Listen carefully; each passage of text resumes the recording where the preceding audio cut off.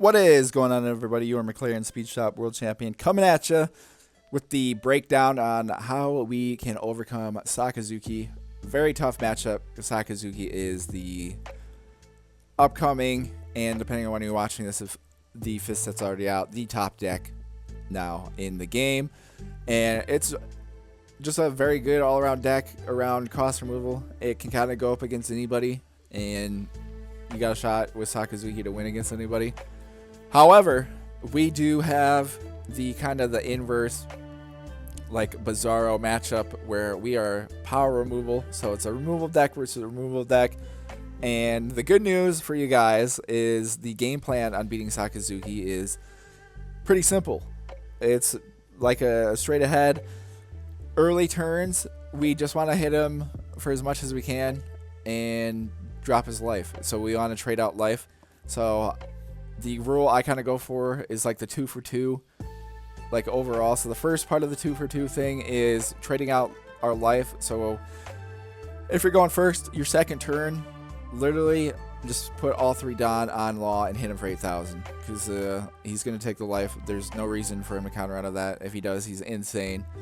And then their next turn, they're going to hit us for 5,000, which is fine because we need to get our life down. It's okay if your life drops down to 2 because we need those cards.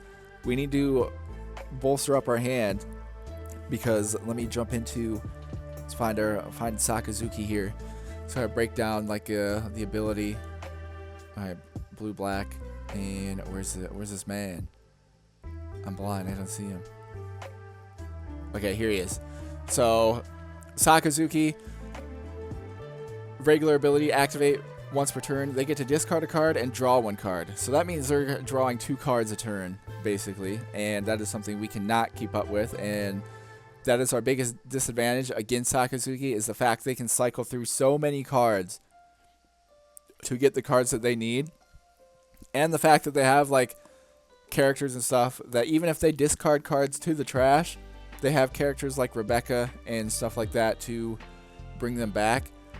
So our biggest disability and why it's okay to lose in the early turns, like 2, I'd say 2 life. Like try not to lose burnout more than that because then you might be in trouble like later on. But if you can trade out 2 for 2 in turns 2 and 3, like that's the ideal scenario. And then heading into turn 4, if both of us are at 2 life, then that's a great spot for us to be in. Just because our deck is not built to go past like turn 7. And anything past turn 7 against anybody, we're probably going to lose. And also it's good news to get it down 2 for 2 is because we don't have any heavy hitters that are high cost, that are high power to go up against any of the high cost, high power that some Sakazuki players run. Like just kind of depends on their build, but there's some high up guys that some people like to keep in the back pocket. Whether it's like Kuzan, or I know some people play like Mihawk sometimes. And yeah, we don't have anything to compete against that. And that's what we need to avoid. And then the second part of the 2 for 2 rule is you have to put out minimum 2 characters a turn after they put out somebody. So how things are going to work out is first turn, it doesn't super matter first or second. If they go second, they may put out their search, like the brand new guy, which is fine. As Brando, you can just leave in the corner. Like if he goes crazy and like use abilities and stuff to attack with Brando, then maybe get rid of him. But if not, you can just leave Brando there so you can stock up on Don. And yeah, your second turn, you're gonna throw the 3 Don on him, blast him for 8,000. Then his turn, he's gonna attack you for 5, and you let him take the life. And then basically, if he's going second, he has the 4 down in the second turn. He'll probably throw someone down, whether it's like a Kuzan or who the other like go-tos. Not exactly sure. Because normally I don't put Rebecca. Rebecca's 4 cost, but they would put that down. And then they would save Hina because of the ability. But say like, yeah, Kuzan's like a decent example for them. They throw down Kuzan or any kind of character, then that's where things kick off for us. So going into turn 3, we're going to have 5 Don. And kind of mix and match. The 5 Don is nice because if you have an Otama or a Gordon, then you can just throw those down, target his Kuzan or whatever 5,000 cost person he put out, and we keep that there. Then you have the 4, and then hopefully if you have 2 4-cost characters, that's probably the prime spot, but you need minimum 2 characters in your hand for this to work out, or you're in trouble like early. That's how you know you probably won't win, if you don't have 2 characters to put out on your 3rd turn. And then that's when more than likely we're going to lose the matchup. But if you have 2 characters put out on your 3rd turn, then we can get the upper hand here. So you're going to after we use Otama or Gordon, drop down Kuzan, the whatever, into our range. You throw down one of your 4-cost characters, depending on who it is. Like I don't know, blocker Law is fine, because then you can be kind of sneaky if you want and just use Law's ability and make him discard 2 cards just for fun. And pretty much, yeah, any kind of 4, throw them down. Then we use our ability, get rid of their bottom deck through Kuzan, bring out ideally these guys or Beppo, one of these, because we want to boost up our Don back up, because that's kind of how we got to compete. But yeah, your 3rd turn, we have to bottom deck whatever character he puts out that's like 4 cost, and you have to put out at least 2. Like, it doesn't really matter. Ideally, if you can put out 2 4 costs, that's the best spot, just because it makes it harder for them, like mathematically, with the cards that they have 2 cost removed, 2 4s. Because unfortunately, like our 3-cost guys, when Sakazuki attacks, like Sakazuki's other ability is when attacking, they give up to 1 character else -1. So that immediately puts Zoro and Law into range of getting like KO'd by the cost removal. Because once they, again, the other tell to know what they're doing is on their turn 3, they'll leave 4. If you can tell, because they'll leave 4 like down cards. So then their staple card is this right here, Rob Lucci, which is 4 cost 6,000. And yeah, they're gonna use him. And if they have the other cards right, they're gonna KO both of your guys. Like again, if you have a 3 and a 4, expect both of them to be gone for sure. If you have 2 4s, it's close, but still expect both of them to be gone. He's gonna throw it on Rob, and then that's where things kind of kick off. From there is it just turns into a battle of kind of exhausting each other and trying to burn each other out. So then moving into our next turn, and then also too, while you still attack him directly with your leader, like unless he will more than likely is not gonna have a block route this turn unless he doesn't have Rob somehow. But always expect him to have Rob on turn 3, because again, you can use his draw abilities and stuff. And these other characters have on-play abilities that let him draw. Like if he throws on Kuzan, that gives him an extra card too, which is like tough to deal with. But yeah, turn 3, always probably expect him to go to Rob Lucci to get rid of 2 of your guys, and then we just need to keep up and have cost removal. Again, we have these 3 in this deck. We have 4 Gordons. We have Otama, but Otama turn 3 and on kind of turns into just using for counter, which kind of stinks. Just because, yeah, most of the cards coming out in the 5th set, I feel like the staple cards in the top decks are all 6,000, and that kind of stinks with Otama because it's only 2, and puts us in a bit of a bind, especially if you don't have like Gordon or Fire Fist or Gamma Knife. But yeah, pretty much turns into that. We're just trying to use our events and abilities to blow up his field. He's trying to blow up ours, while at the same time we're just trying to trade out kind of leader blow versus leader blow.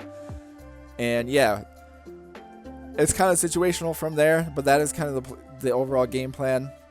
Because yeah, your next turn, like he puts down Rob on turn 3, then going into you turn 4, we need to more than likely drop him down. You should have enough to play another character if you have another character, hopefully, so you can play a character regular and cost remove. So get Rob, and then you get another character. So then we're back to 2 characters, and then he has either 0 or he'll just have like the brand new guy and then nothing, which is fine. And then we'll have 2 out. And yeah, it just kind of turns into that. You just have to hope they run out of characters that they can play before you do, and run out of just kind of resources in their hand. Because if that happens, then pretty much against Sakazuki, like, and us, like whoever isn't able to completely annihilate and remove all the characters from the character area, will probably lose. Because as soon as it turns into, like, if Sakazuki, if you can't get rid of the characters on their field and they're attacking you, like, turn 4 with 2, like, 2 people, it's probably over. Because, puts us at a big disadvantage. But vice versa the same way. If he can't get rid of the 2 guys you put out turn 3, and you still have 1 going in turn 4, then you get to attack him with 2 times. And he, hopefully, if you have him down to 2 life left, that could get him down to at least 1 at the minimum, and then make him burn some cards in his hand. And then you kind of have the advantage. Like, literally, pretty much after the first 3 turns, 2-2 life is the matchup, and then after that, it just turns into the battle, your on-field battles, like the character battles, cost versus power removal, and yeah, like you're just kind of trading each other out, countering each other, and it just kind of goes from there. And then whoever kind of blinks first kind of thing and runs out and will lose. And yeah, that's the game plan against Sakazuki. Again, a lot more straightforward. You don't have to do any like wacky stuff like you have to do against like NL. So you just have to, again, the first 2 turns are pretty simple. You just smack them 8,000 turn 2, and then try to smack them again for at least, well, you'll swing on 5, and then if you can get out 2 guys on your turn 3, that's like the ideal setup. And then you just kind of go with the flow from there. So yeah, let's jump into a match and see if we can get things to go our way. Alright, here we go. Against the main man himself. And we're gonna mulligan out because we need some higher cost guys. We need some 4s against this guy. And we don't get anything. We're going first here. They got to choose. They wanted to go second, so we'll see what their little setup and stuff is. But we have an optimal 3rd turn here. And they don't put anyone out, so we're just going to stack and attack them straight up. Because again, ideally, if we can just trade early, go all the way down 2-2, that's kind of our best bet. Just because, unfortunately, long term, just because Sakazuki has 2 like pretty good abilities, like the first one, they get to attack and discard a card, and we're okay with this, just because we need to build up as many cards as we can get. Just so we can try to match their pace. When they're putting down 2, we need to be able to also put down 2. So they put down Kuzan, which is fine by us. How much do they have? 8. So I'm going to throw down Gordo right away. Do this onto him. So he's into range. And that means we can do a couple different things. I might go... Well, I could go Blocky Boy and Penguin, and then we save Zoro. That could be the play for this turn, and then next turn we kind of go for it. So let's try to draw something out, see what he does.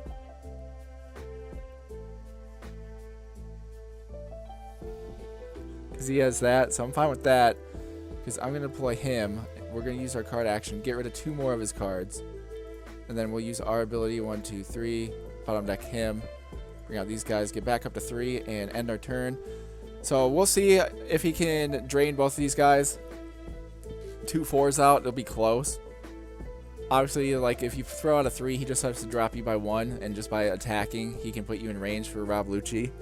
But if we can throw out like 2 4s, we might be able to, but again, it just depends on the cards that he's got in his hand, so this is going to be tough.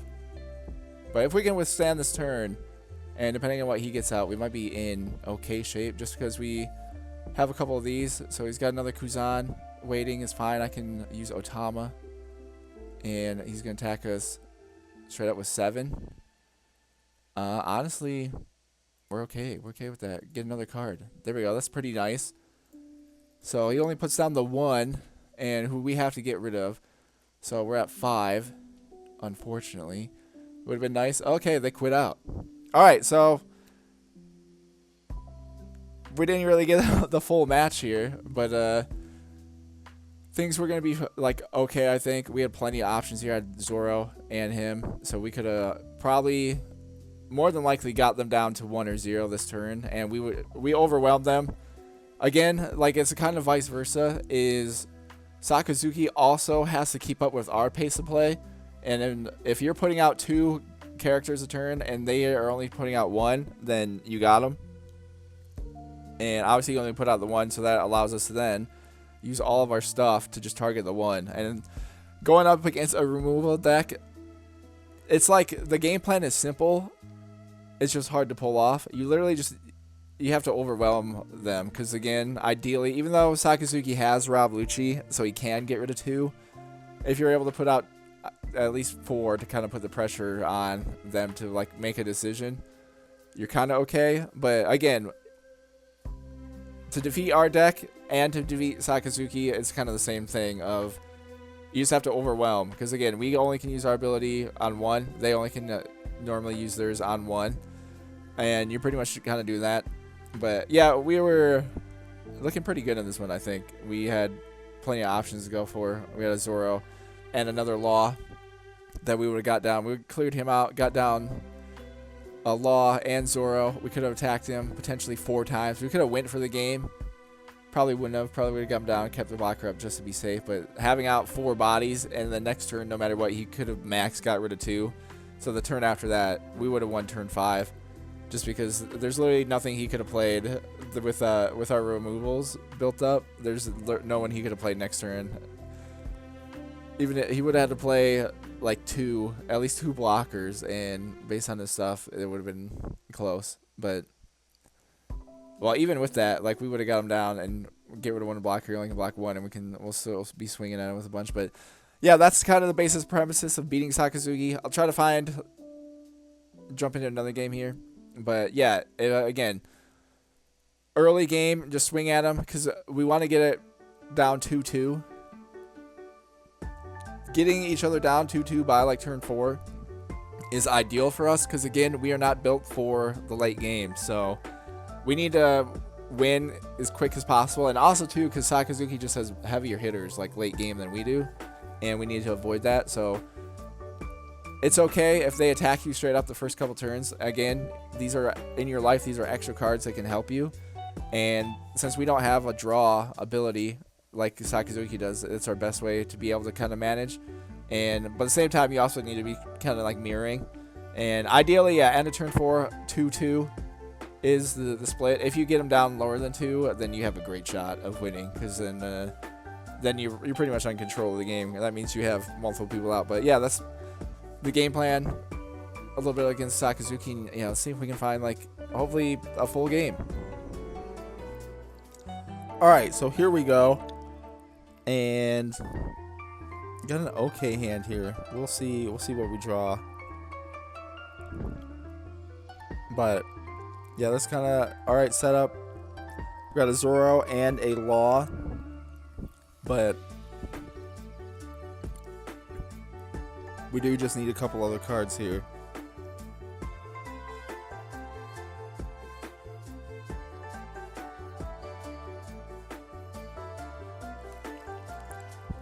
Alright, we get a Gordo, which is huge. So let's throw this on here. Go to that, into that. 8 on 5, as always. That's pretty much always going to be your turn 2 move if you're going first.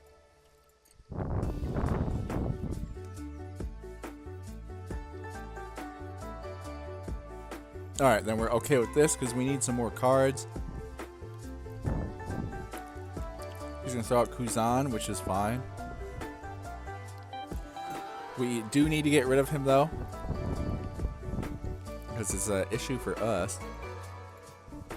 We'll draw our Don, so we're at 5, so we can play 2 people, which is nice. So we have our guys here. I'm probably going to use Otama, just because I want to keep that extra 3,000 for Rob when he inevitably gets Rob out.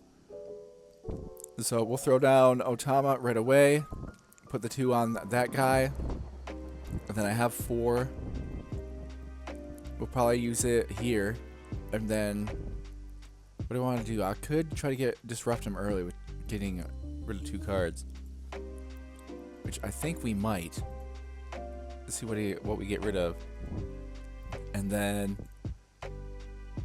we will attack 5 on 5. All right, we get him down to 2, which is nice. So 1, 2, 3. Get rid of him. Bring out our boys, get our 2 back, and we'll end our turn. So we'll see what they got cooking. We got, this is like this, you have to get out 2. We have to trade out one of his guys and get out 2 a turn if we're going to compete. Because again, if you only put out 1, they're just going to pile drive on you. So I was going to use this, get this out, throw -4 onto one of our people. So our blocker. So this law's getting out of here. So there goes that. He's going to attack us with 8,000, which is alright. And okay, we get a big boy blocker. And I'm alright with this for right now. So let's see, how do we want to do this? Because this is at 0. Probably get rid of her. And then since this is at 0, there's no way, like he would just use it to block. And we can just save that. We need to get rid of her. This is a bigger issue. Unless I want to throw down Queen right here. But if we throw down Queen, and get another person out because we scoop her, which might be the play. Honestly, that might be what we need to do. Just because we'll have 3 out, and there's no way he can kind of compete with that. And yeah, I think I'm going to do that. So let's drop Queen down, not use the card action. We'll get rid of our 3. 1, 2, 3. Get Rebecca out of here. We'll bring our boys in again to get us back up to 4, which is pretty nice. And then, I'm trying to think what we should do. Throw 2 at him, get him to burn stuff, because regardless, we can get rid of this next turn. And I'm kind of fine if I take a hit, but if we only takes 5, we have Queen to block. So yeah, let's just try to get him to burn some cards. Alright, we get him down to 1. And probably attack him again. Alright, burns Borsellino, which is fine. So we'll see what he does. Luckily we're at 5, the Queen's at 5, and then we have 2 4s, so should be okay, but we'll see. Gets another Rebecca, gonna pull something out.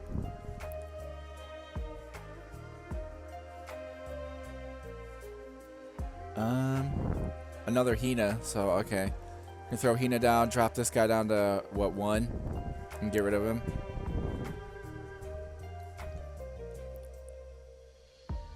Yeah, saw that.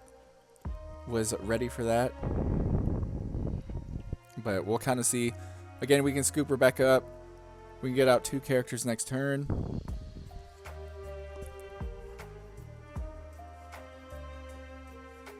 And we'll kind of go from there. But luckily, though, again, we'll see what he swings with. So he's got 4. So he's leaving. I mean, he can't use Rob unless he's going to throw down Rob and get rid of these 2. If he does that, I guess we kind of go for the game next turn. Okay, there goes that. Okay, never mind. He's going to attack here. Yeah, 8 on 5. Cannot block. Wait. No, we can't. We got to go that. We have that and that, so. Alright, there goes that. There goes our plan there. And then I'm okay with this because we... not what we needed right now. But alright, we have 6. I need to try to clear his board this turn, so we're going to throw Zoro down and pop some people. But we got to get rid of Rebecca as well. So 1, 2, 3, 4. I can throw down... What am I? I'm at 6. He's at 8, so I can throw down Beppo. Or I throw down them.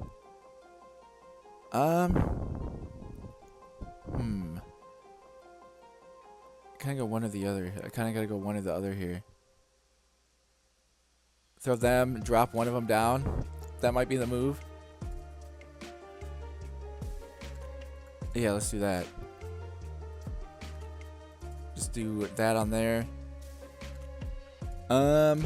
Use our ability. 1, 2, 3. Get this guy out of here. We'll bring in our boy Zoro. And now how do we want to do this? If I hit him 3 times, we win. But we're probably not going to be able to hit him 3 times, unfortunately.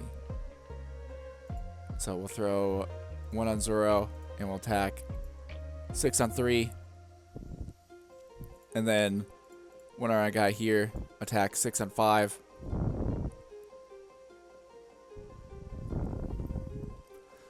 They're thinking about it. Okay, they counter out. I guess we go for this, yeah.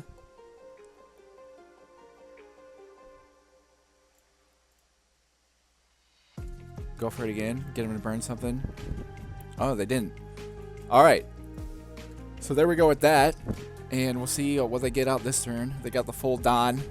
And we're going to be down a little bit. We'll only have 5 our next turn. Which means we got to go with this. Potentially. It depends on who they get rid of here. But Zoro, you pretty much have to just risk it. Because, again, he's only at 3. And that's going to put him in immediate range, like, right away. And which kind of stinks. So, okay, he's setting up to get rid of this and probably Zoro. Which is, I assume, what the play here.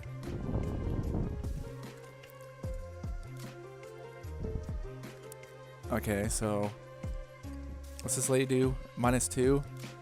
So 2 and 1. So he's got to be playing Rob, right?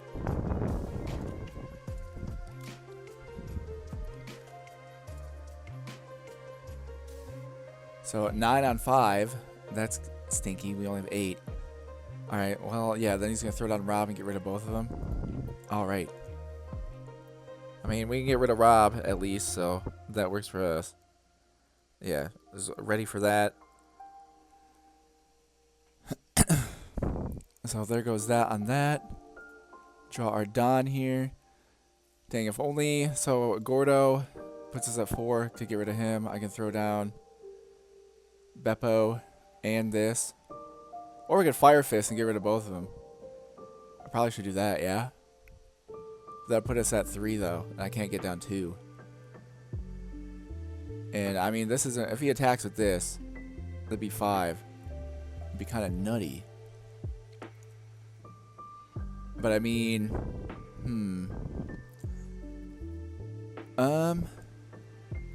Actually, that might be the move. Because I only need 1 this turn. Because then I can attack with 8 to get him down to 0. And then next turn, we still have the 1, and that's all he can attack with, yeah? So let's do it. Get rid of that, get rid of them. We're going to attack him with 8,000. Okay, it gets him down to 1. And then we'll go 1, 2, 3. Get that guy out. Bring in our bear, get us another 1, and that'll end our turn. So we'll see what they get down. And no matter what he puts down, we have at least a shot. He's got to get rid of Beppo here. And then it's kind of going to come down to what counters he's got, which will make things a little tough. Throws out a search, so he's trying to pull out something here. Yeah, this is going to be close. This is going to be a close one. Literally just depends on what cards he gets. Kuzan, I mean, he's just trying to draw, so he's looking for something. Either just a bunch of plus 2000s, I guess. I think he's trying to get us down, yeah, to get rid of us. Alright, so he's got 8. Which is fine. Alrighty. I don't know what counters this deck would be running. But I mean, we can't block anything, so we just have to go for it, yeah? So it's literally... Yeah, this is how these games come down. It's just trading back and forth, and we have to attack him for 10 and hope he can't counter out of 10.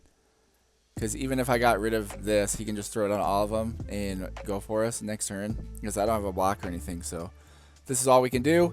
10 on 5, and it worked out. There we go. So yeah, that's how the Sakazuki, like a normal Sakazuki game, is gonna go. They more than likely will come down to the absolute wire, like every time, and basically you just have to get them down to 0 so you can kind of set up for that. And we had plenty of stuff to cost remove, but it came down to not needing it, and yeah, things worked out for us. Luckily, yeah, just had the one left over, I guess, so we didn't have any counters, because I don't think there's any like super counters that Sakazuki people run. But yeah, that's kind of what you want to do, is again trading out. Like again, we lost like all of the people we put out, but you have to match that and get rid of like the people he puts out too. And yeah, the disadvantage, again, they can draw so many cards. Like so many people they have are giving them more cards. Like his trash has 15. We're sitting here with 5. And we went through all of our life. They went through all of their life. So that's like the main disadvantage against Sakazuki, is they just have so many more opportunities to get more cards than us. So we just kind of have to rely on what's in our life a lot of the time. And obviously, just what we draw in our beginning hand setup is huge. Like being able to have like a good balance. But yeah, that's how you want to beat Sakazuki. Again, early turns, literally your second turn, do not put anybody out at all. Like if you put one guy out, again, the golden rule against Sakazuki, you have to put out 2 people minimum, unless you kind of get to the end there where it doesn't really matter, and you can just kind of use them as like how we had just one Beppo out. He had to get rid of that, or we swing at him twice, and based on how he was like acting, he didn't have the resources to get rid of 2 attacks. But besides that, though, early, like middle game, you have to put out 2 minimum, and we need to manage their characters. Like if he throws down brand new here, you can just kind of leave it. So if he only throws out 1 brand new, don't get rid of him, because then you can build up Ardon, and that helps us out. And then brand new can always be here as just like a last resort kind of scoop, that if you need it, like later on. But most of the time, if he throws them out, don't worry about it, and unless he's being like crazy and using him to be aggro. If he does that, that means he doesn't have like the cost of removal cards, like the events in his hand. But yeah, for the most part, you're just going to be going back and forth. The other golden rule that I always expect, literally any person you put out, expect them to be gone the next turn. Like that's how I prepare. And again, especially any of your 3-cost guys, like Zoro, if you put Zoro down, you have to attack with him because he's gone next turn. Because literally, when Sakazuki attacks, it's a free -1, and that puts Zoro in range of all of his cards. Like literally everything that he's got, like 2 or less costs. So that's why Zoro is kind of nice, because again, the rush ability lets you get a free hit on something no matter what. But Zoro's going to be gone unless you have a good setup and he doesn't cost remove him somehow. But yeah, just expect every turn to get your guys' costs removed. And again, we need to put out a minimum of 2 in the middle game here. If you don't have that, then you're probably not going to win, unfortunately, because if we get overwhelmed, then it's over. Again, we have the inverse. We need to overwhelm them and burn them out of their resources, and they need to overwhelm us and burn us out of our resources.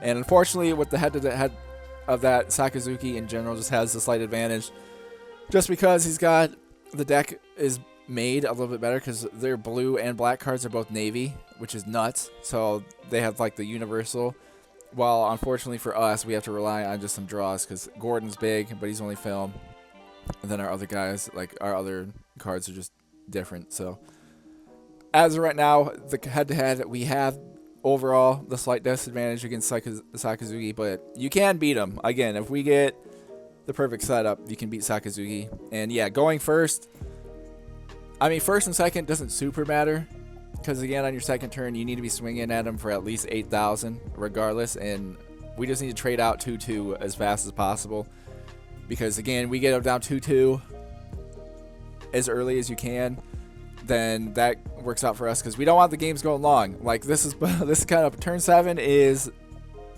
basically gonna be the end. Like either if we don't beat them by turn 7, more than likely we're gonna lose, because I was out of life. I lost no matter what, because he's at full Don next turn. So yeah, you want to hopefully have him down to 0 by turn 6 at the latest. That's kind of pushing it. But yeah, anything past turn 7, it's probably over for us. Because again, any deck that can stall us out can beat us. That's why NL is such a awful matchup for us in general, and by far the hardest. But yeah, that is how to beat Sakazuki though. Like it's pretty, again, straightforward. Early, hit him heavy, swap out 2 for 2, and yeah, it's just like the 2 for 2 rule. You want to put 2 out because he's gonna be probably putting out 2 potentially, and especially with the blocker like Rebecca and stuff like that. But yeah, try to put out 2 guys a turn. If you can't, then you're gonna have to dig deep and figure something out, because that'll put you on the back foot real quick. And yeah, hopefully you get some power removals and stuff in your matchup as well. But yeah, again, thank you guys for tuning in on all of these. With Red Purple Law, I'm not exactly sure. I may make one more video once I get to my like optimal deck that I like to use, and I may just put that out. But I don't know exactly when.